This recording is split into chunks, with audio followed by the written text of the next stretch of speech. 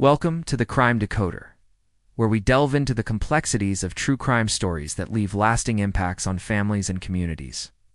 Today, we're exploring a deeply unsettling case from Denver, Colorado. In July 2020, the brutal murder of Ariana Wolk, 40-year-old single mother whose death bore chilling similarities to the violent end of her grandmother, Rosemary LaBianca, at the hands of the Manson family over 50 years earlier. This story is one of kindness exploited, a family haunted by generational trauma, and a community left grappling with questions. Join us as we uncover the details of Ariana's life, the investigation into her death, and the eerie parallels that connect her fate to a dark chapter in history. Ariana Wolk was a woman known for her infectious positivity, silliness, and boundless generosity. A devoted single mother to her young son, she lived for his happiness, striving to provide stability despite personal struggles. In early 2020, Ariana had settled into a modest apartment on North Oneida Street in Denver, a quiet building in a working-class neighborhood. She'd recently parted ways with her on-again, off-again boyfriend, Patrick. After a turbulent relationship marked by a domestic violence incident in May 2020, that altercation led to Patrick's arrest, and with a restraining order and ankle monitor in place, he'd been living out of his car, leaving Ariana to navigate life alone. Friends described Ariana as a sweet soul who could light up any room, but she was battling alcohol dependency in the months before her death. To support her sobriety, a close friend had moved into her apartment temporarily, offering companionship and oversight. On July 3, 2020, Ariana's son was staying with relatives, giving her a rare moment to plan a fun outing: a barbecue at City Park with Patrick. That morning, she invited her friend to join, but they declined, exhausted after days of staying over and needing time to recharge at their own home on Mount St. Something Orather. Ariana seemed upbeat, eager for the day ahead, but that afternoon would take a deadly turn. On the evening of July 3rd, just before 9:30 p.m., a neighbor in Ariana's building dialed 911 after a man knocked urgently on their door. He was shaken, claiming he'd just found his friend, the upstairs tenant, dead in her apartment. The neighbor relayed his story to dispatch. He'd returned from a quick trip to Sonic drive-thru and time at his own place, entered Ariana's unit through an unlocked back door, called out a greeting, and then ventured into the bedroom. There, near the closet, he found Ariana on the floor, lifeless. Police and paramedics arrived swiftly, but Ariana was beyond saving. The 40-year-old mother was pronounced dead at the scene. An autopsy revealed the brutality of the attack. She had suffered nearly 20 stab wounds, primarily to her back and neck, delivered with ferocious intent. Defensive wounds suggested she'd fought for her life, but the assault was overwhelming. The friend who found her, still reeling, told officers he'd been staying with Ariana to help with her sobriety. He recounted their last interaction earlier that day, when she'd been in good spirits, planning the barbecue. He'd left around midday, assuming she'd head to City Park with Patrick as planned. As investigators canvassed the building, the downstairs neighbor who called 911 provided critical details. Around 8:45 p.m., a man had knocked on her door not once, but twice, wanting to talk about Ariana. He claimed she was acting weird and might be a danger to herself, describing her as erratic and emotionally unstable. The neighbor, cautious, refused to let him inside, instructing him to speak through the door. He seemed agreeable, saying he was about to leave for good, but he didn't leave. Around 9:15 p.m., the neighbor spotted him again, this time shirtless, lingering in the backyard near where her dog was roaming. She thought it odd, especially since her blinds were half drawn as dusk settled. She described him as a white male, adding a layer of mystery to the timeline. Just 15 minutes later, Ariana's friend discovered her body, suggesting the man's presence was no coincidence. Other residents painted a broader picture of Ariana's life. She was known for her open-hearted nature, often inviting strangers into her home, especially after Patrick moved out. Neighbors frequently saw new faces, many homeless coming and going from her apartment. Ariana's generosity shone through when she was drinking. She'd offer food, a place to crash, or even her debit card for essentials, trusting people she'd just met. While her compassion was admired, it also raised concerns among those who knew her, as it left her vulnerable to exploitation. At the crime scene, detectives found a chilling trail of evidence. Blood droplets stretched from the bedroom, through the living room, and into the kitchen. In the sink lay a folding knife, its blades stained with blood, and residue on the faucet hinted at a sloppy attempt to clean up. The absence of forced entry suggested Ariana had invited her killer inside, aligning with her pattern of welcoming strangers. Suspicion initially fell on Patrick, given their history of domestic issues and Ariana's plan to meet him that day.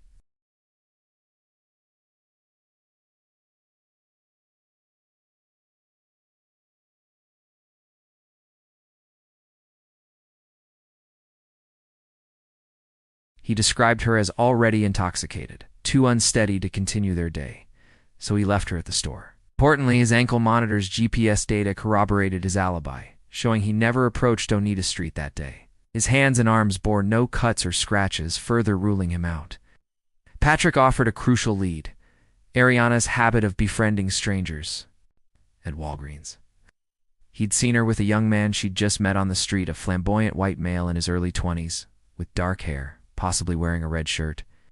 Ariana had casually introduced him, calling him a gay 20-year-old she'd encountered en route to the store. Patrick didn't catch his name, but noted her tendency to trust such strangers too quickly, especially when drinking, sometimes handing them her debit card or inviting them home. The son of another neighbor, a frequent visitor to the building, echoed this. He'd seen Ariana that afternoon, returning from a liquor store with her small dog. She was accompanied by a man he didn't recognize, described as a Mexican guy with a box-cut haircut. He recalled Ariana stumbling dramatically down the back stairs, her foot catching high up as if pushed. When he asked if the man had shoved her, both laughed it off, with Ariana insisting no, he's gay. The neighbor's mother also mentioned seeing a man matching this description earlier, reinforcing the pattern of unfamiliar faces around Ariana. Detectives turned to surveillance footage for answers. At 5:15 p.m. on July 3rd, cameras on East Colfax Avenue and North Monaco Parkway captured Ariana walking eastbound toward her apartment, her friend's small dog trotting alongside. With her was a man dressed entirely in black, save for bright red shoes. His dark hair and slender build matched the neighbor's descriptions. The pair crossed the street, clearly heading to Oneida Street. Additional footage from a Colfax store showed them inside together. The man held a clear plastic Starbucks cup with a pink drink, revealing a distinctive red tattoo on his left forearm. A breakthrough came when officers recalled a similar Starbucks cup discarded in the front yard of Ariana's building. Forensics recovered it, and fingerprints lifted from the plastic pointed to Jose Sandoval Romero, a 24-year-old Denver resident. His short, dark brown hair, lean frame, and red forearm tattoo perfectly matched the man on camera. On July 7th, police brought Jose in for questioning. Unlike Patrick, Jose's right hand bore two fresh, partially healed cuts, telltale signs of a knife slipping during a stabbing. These likely explained the blood trail in Ariana's apartment. Wearing sunglasses due to claimed light sensitivity, Jose's demeanor was nervous as he began to recount his version of events. Jose claimed he'd met Ariana around 5 p.m. outside the Walgreens, where she was arguing loudly with Patrick.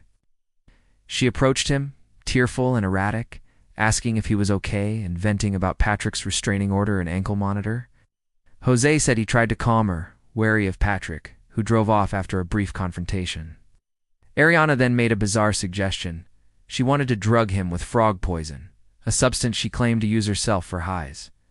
Unsettled, Jose said he wanted no part of it but felt compelled to help when she and another man bought food for a homeless person in an alley. Ariana, stumbling and emotional, begged Jose to walk her home, claiming she couldn't manage alone with her dog and belongings. Despite his reluctance, "There's something wrong with you," he agreed. Inside her apartment, he made her tea to help her sober up, insisting he hadn't seen her drink and didn't know she was intoxicated. But her behavior grew erratic. He said she cried, argued, and fought him, manipulating him with tears and stumbles every time he tried to leave. Jose's story spiraled into a chaotic mix of motives. He claimed Ariana convinced him to kill her as a twisted act of mercy, saying she wanted to die, and even planned it with her boyfriend and his friend, who were allegedly coming to kill them both. He also alleged she lunged at him with a knife, which he wrested away in self-defense. He went downstairs to tell the neighbor Ariana was crazy, hoping they'd check on her so he could leave. But he returned, and as Ariana walked toward her bedroom closet, he followed, stabbing her repeatedly in the back, first out of anger. Then he claimed to help her. After the murder, Jose fled, stripping off his blood-soaked clothes and red shoes, and dumping them in a nearby dumpster. He hid at his mother's house for days, watching for police. Detectives challenged his narrative. At 24, how could anyone talk him into murder? Jose admitted no one forced him, he chose to act. The lead investigator called it one of the most brutal stabbings in his 23-year career. Dismissing Jose's attempts to paint Ariana as the instigator, a vulnerable woman, possibly intoxicated, had been stabbed nearly 20 times while defenseless. Jose Sandoval Romero pleaded guilty to first-degree murder in early 2023. He was sentenced to 48 years in prison, no parole eligibility until July 2055, ensuring he'd spend most of his life behind bars. The conviction brought legal closure, but little solace to Ariana's loved ones. Ariana's life was rooted in a family marked by tragedy. Born in 1979 on Easy Street in Penn Valley, California, she grew up in the shadow of the Manson family murders. In August 1969, her mother, Susan Lauberg, then 21, discovered her mother, Rosemary LaBianca, and stepfather, Lino LaBianca, brutally slain in their Los Angeles home. The LaBiancas were targeted the night after the Sharon Tate killings.